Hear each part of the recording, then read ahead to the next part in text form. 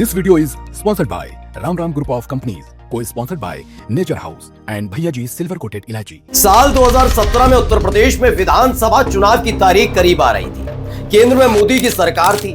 BJP को अपनी ताकत दिखाने के लिए उत्तर प्रदेश की सत्ता में वापस आना बेहद जरूरी था। ये वो दौर था जब एक साल पहले ही पार्टी पर एकाधिकार की लड़ाई समाजवादी पार्टी में भयंकर मोड़ पर पहुंच गई थी। चाचा और भतीजा यानी कि शिवपाल सिंह यादव और अखिलेश यादव के बीच दरार हाई में तब्दील हो चुकी थी। बीजेपी इस मौके को किसी भी कीमत पर छोड़ना नहीं चाहती थी, लेकिन बीजेपी के रणनीतिकार इस बात को भांप गए थे कि समाजवादी पार्टी के दो फाड़ होने के बावजूद उत्तर प्रदेश में पूर्ण बहुमत की सरकार बनाना इतना भी आसान नहीं होगा। इसके लिए किसी ओबीसी नेता को आगे करना होगा, जो काम किसी दौर में बीजेपी के लिए उत्तर प्रदेश में कल्याण सिंह और उनके बाद एक हद तक उमा भारती करती नहीं। लेकिन बीजेपी नेताओं की ये खोज लंबी नहीं चली, क्योंकि उनके सामने एक ऐसा नेता मौजूद था जो न सिर्फ ओबीसी यानी कि पिछड़ों में पैंट रखते थे, बल्कि जाना पहचाना नाम भी था, केशव प्रसाद मौर्य। ये किस्सा बीजेपी के एक आम कार्यकर्ता का है, जिन्होंने कार्यकर्ता से उप मुख्यमंत्री बनने का सफर तय किया और तो और भारतीय जनता पार्टी का उत्तर प्रदेश की सत्ता में आने का सपना 15 साल बाद पूरा किया। नमस्कार, मैं हूं प्रज्वल गौतम और आप देख रहे हैं कालचक्र।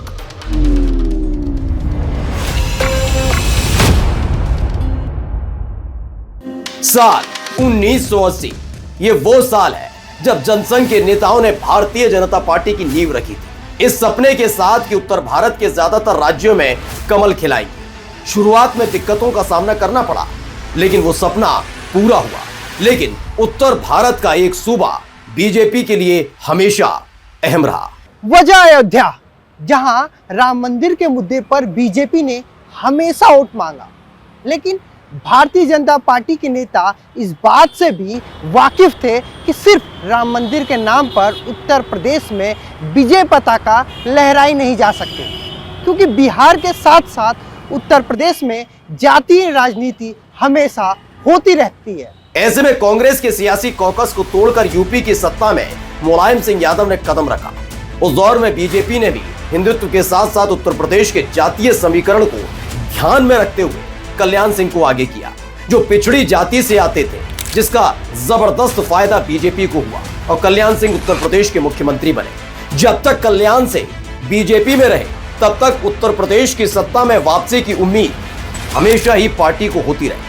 लेकिन जब उन्होंने बीजेपी को अलविदा कहा और अपनी पार्टी बनाई, तो बीजेपी के लिए उत्तर प्रदेश की सत्ता दूर की कौड़ी हो गई। ऐसे में वक्त वक्त पर किसी सशक्त पिछड़ी जाति के नेता की डिमांड होती रही और ये डिमांड और खोज साल 2014 के बाद सबसे ज्यादा परवान चढ़ी। वजह थी भारतीय जनता पार्टी का पहली दफा केंद्र की सत्ता में प्रचंड बहुमत के साथ आना। नरेंद्र मोदी प्रधानमंत्री बने और फिर भारत विजय का अभियान शुरू किया।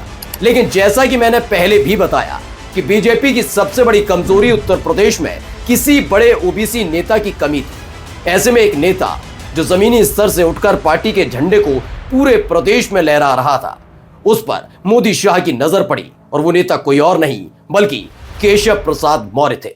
आरएसएस की पाठशाला के छात्र रहे केशव प्रसाद मौर्य ने कौशाम्बी की सिराथू सीट से विधानसभा का चुनाव लड़ा।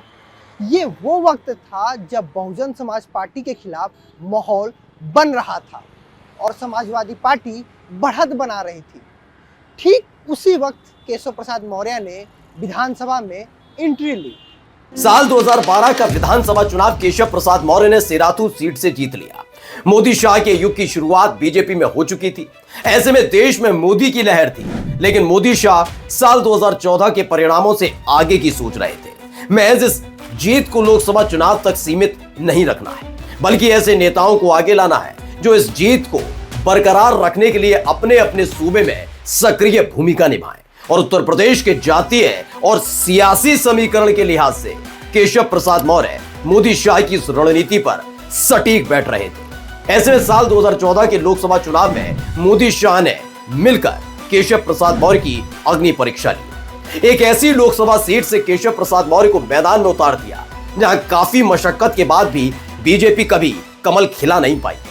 आजादी के बाद से लेकर कभी कांग्रेस का गढ़ रही और फिर समाजवादी पार्टी और बसपा के खाते में जाने वाली फूलपुर लोकसभा सीट से केशव प्रसाद मौर्य को बीजेपी ने टिकट दिया और उन्हें मैदान में उतार दिया।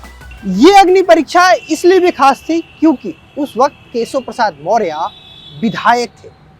अगर ऊंच नीच होती यानी बीजेपी को इस सीट पर हार का मुंह देखना पड़ता तो शायद बीजेपी को अपना एक बड़ा ओबीसी नेता नहीं मिल पाता और ना ही सपा और बीएसपी की तरफ से खड़े किए गए मजबूत जातीय चक्रव्यूह को बीजेपी तोड़ पाती। लेकिन राहत की बात यह भी थी कि इस ऊंच नीच के बाद भी केशव प्रसाद मौर्य विधायक रहते। इस अग्नि परीक्षा को केशव प्रसाद मौर्य ने चुनौती की तरह लिया और कांग्रेस के गढ़ में सेंध लगाने में कामयाब रहे। साल 2014 में केशव प्रसाद मौर्य फूलपुर से सांसद चुन लिए गए। देश की आजादी के बाद पहली बार फूलपुर सीट पर कमल खिला और यह जीत कितनी बड़ी थी इसका अंदाजा इसी बात से लगाया जा सकता है कि केशव प्रसाद मौर्य ने 53% वोटों के साथ यह जीत दर्ज की थी। बस इसी जीत के साथ जो सियासी खालीपन जातीय आधार पर बीजेपी महसूस कर रही थी वो खत्म हो गया था। उस वक्त के एक बड़े ओबीसी नेता के तौर पर केशव प्रसाद मौर्य स्थापित हो गए। अब बस इंतजार था कि साल 2017 के विधानसभा चुनाव का लोग अलग अलग तरह के कयास लगा रहे थे, लेकिन अंदर खाने साल 2014 में ही तय हो चुका था कि केशव प्रसाद मौर्य को एक बड़ी जिम्मेदारी केंद्रीय आलाकमान देने जा रहा है। कल्याण सिंह के उस दौर को बीजेपी में वापस लाने जा रहा है जिसके सूनेपन ने बीजेपी को 15 साल तक सत्ता से बाहर रखा। वजह यह भी कि केशव प्रसाद मौर्य जिस जाति से आते हैं उस जाति से ताल्लुक रखने वाले वोटर्स की तादाद उत्तर प्रदेश में करीब 8.5% है, जिसमें मौर्य, मोराव, कुशवाहा, शाक्य, कोयरी, काछी और सैनी है। इसके अलावा भी कई ओबीसी जातियों में भी केशव प्रसाद मौर्य की जबरदस्त पैठ है जो उन्होंने आरएसएस के स्वयंसेवी और फिर बीजेपी के एक आम कार्यकर्ता रहते हुए बनाई थी। अब उसी पैठ को पार्टी की ताकत में तब्दील करने का वक्त आ गया था। इसी बीच एक खुशखबरी बीजेपी को मिली थी। वो ये कि साल 2016 में अखिलेश यादव और शिवपाल सिंह यादव में जबरदस्त टकराव देखने को मिला था। मुख्यमंत्री रहते अखिलेश यादव ने अपने चाचा शिवपाल सिंह यादव को कैबिनेट से बाहर किया और फिर देखते ही देखते प्रदेश अध्यक्ष पद से हटा दिया। खुद को अपमानित महसूस करते हुए शिवपाल सिंह यादव समाजवादी पार्टी से बाहर चले गए, लेकिन बिना सपा अपने वजूद की कल्पना नहीं कर पा रहे थे, तो लंबे वक्त तक भतीजे अखिलेश यादव के समझौते वाले न्योते का इंतजार करते रहे। लेकिन फिर थक हार कर अपनी खुद की प्रगतिशील समाजवादी पार्टी बना ली। ऐसे में समाजवादी पार्टी तूफान हो गई। पिछड़ी जाति से ताल्लुक रखने वाले कई वोटर्स ऐसे में नया ठिकाना ढूंढ रहे थे और तभी हुआ एक ऐलान। तारीख 8 अप्रैल साल 2016। उत्तर प्रदेश विधानसभा चुनाव को एक साल का वक्त रह गया था। ऐसे में बीजेपी में सुगबुगाहट थी कि प्रदेश अध्यक्ष ब्राह्मण या क्षत्रिय जाति से ताल्लुक रखने वाले किसी नेता को ही बनाया जाएगा। लेकिन अचानक ही केशव प्रसाद मौर्य के नाम के ऐलान ने हर किसी को हैरान कर दिया था। समाजवादी पार्टी में हुई बगावत ने यादव वोटर्स को पहले ही तूफान कर दिया था। बाकी बचे गैर यादव पिछड़ी जाति के वोटर्स में सेंधमारी का काम बड़े ही सलीके से केशव प्रसाद मौर्य ने किया, जो केशव प्रसाद मौर्य के लिए किसी अग्नि परीक्षा से कम नहीं था। उत्तर प्रदेश में ओबीसी वोटर्स को केशव प्रसाद मौर्य में एक सक्षम नेतृत्वकर्ता नजर आ रहा था। चुनाव की तारीख करीब आती गई, चाचा भतीजे का विवाद गरमाता गया और जमीनी स्तर से जुड़े केशव प्रसाद मौर्य की छवि का फायदा भारतीय जनता पार्टी को जबरदस्त तरीके से हुआ। मानो केशव प्रसाद मौर्य की मौजूदगी ने चुनाव को एक तरफा बना दिया। इस चुनाव में बीजेपी ने 312 सीटें जीती, यानी प्रचंड बहुमत बीजेपी के पाले में था। वहीं समाजवादी पार्टी महज 54 सीटों पर सिमट गई। बीएसपी की हालत खस्ता हो गई और वो तीसरे नंबर पर रही, उसे महज 19 सीटें मिली। ऐसे में केशव प्रसाद मौर्य ने 15 साल बाद बीजेपी के सपने को साकार कर दिया, जो एक वक्त में नामुमकिन लगता था। बीजेपी के अंदर खाने भी इस बात की चर्चा रहती थी कि उत्तर प्रदेश में कमल खिलना मुश्किल है, बेहद मुश्किल। लेकिन अपनी सटीक रणनीतियों के जरिए केशव प्रसाद मौर्य ने उत्तर प्रदेश में बीजेपी का नेतृत्व कर विजय पताका लहराई। तो ये तो था किस्सा एक आम कार्यकर्ता का जो अपनी मेहनत पर अपने दम से उत्तर प्रदेश के उप मुख्यमंत्री बने और अब भी ओबीसी के एक बड़े नेता है। अगले हफ्ते फिर होऊंगा हाजिर किसी और शख्सियत के काल चक्र के साथ। तब तक के लिए नमस्कार। New Public Inter College Lucknow. Admission open. For more information, call 0522 282232 or 7755 089585.